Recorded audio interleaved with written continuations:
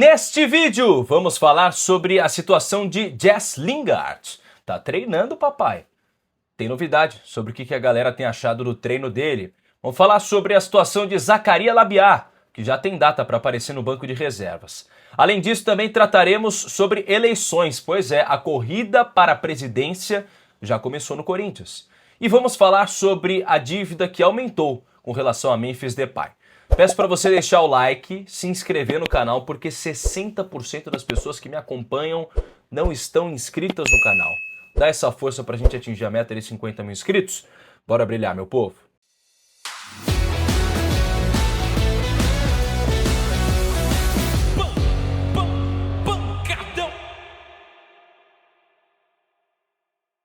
Muito bem, hoje teve treino aberto no Corinthians, não acompanhei presencialmente, mas depois vi algumas imagens, né? Consegui observar o Jess Lingard, que ainda não está trabalhando com todo o elenco, mas já está realizando algumas atividades à parte no centro de treinamento do Timão.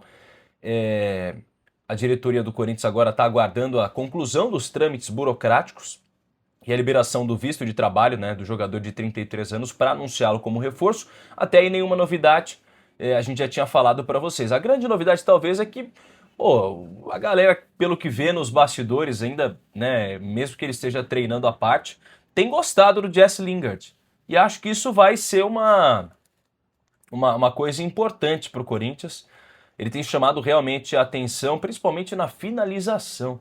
Foi o que eu ouvi de uma pessoa da comissão técnica do clube, que obviamente preferiu não ser identificada, mas é um jogador que tem chamado a atenção.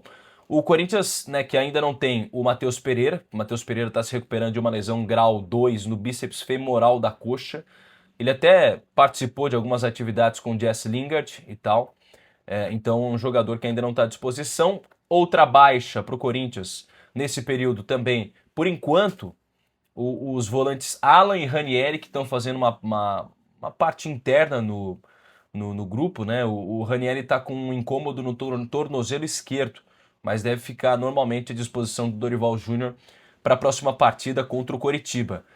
O Corinthians, inclusive, deve estar ligado na situação com relação ao Yuri Alberto e o Caio César, que ainda não participaram da última parte do treino, mas têm avançado, estão em processo de transição física e já devem estar à disposição para o duelo contra o Coritiba pelo Campeonato Brasileiro. Além disso, o Zaccaria Labiat, meu amigo. Pois é, a tendência é que o Corinthians já relacione o Zaccaria Labiat para estar à disposição e quem sabe aparecer entre os jogadores no banco de reservas. É essa a tendência para o Zaccaria Labiat, tá?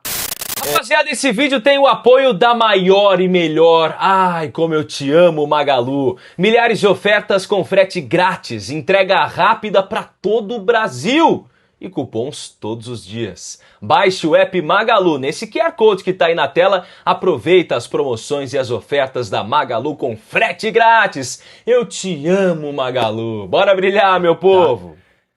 Outra informação importante envolvendo o Corinthians é com relação à corrida para a presidência. Eu quero que você preste muita atenção no que eu vou te falar agora, porque essas informações são de apurações que eu já tenho feito há muito tempo.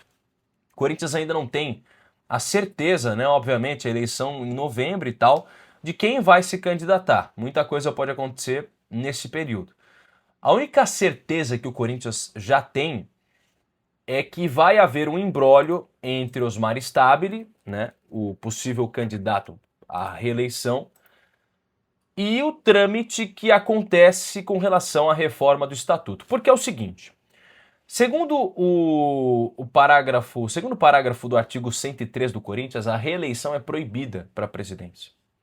Só que há uma ressalva no parágrafo 4, quando cita que o presidente vigente que preencheu o cargo por causa da saída antecipada de outro presidente, vai poder se candidatar à reeleição, contanto que tenha ficado até 18 meses no cargo.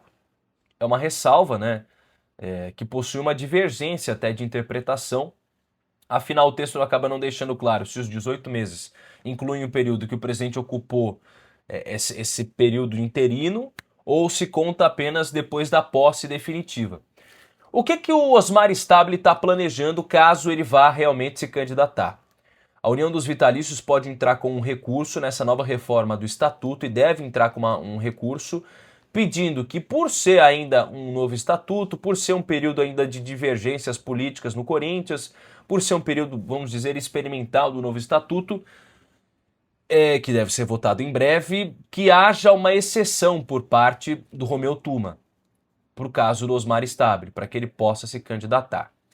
O que o Romeu Tuma falou? Beleza, por mim, vocês podem me mandar esse pedido, essa emenda, e eu coloco para votação no Conselho Deliberativo. Aí o Conselho Deliberativo vai votar se quer ou não, né, a possibilidade da votação, da possibilidade do Osmar Stabile se candidatar para a reeleição. Alguns candidatos já estão sendo falados nos bastidores, tá?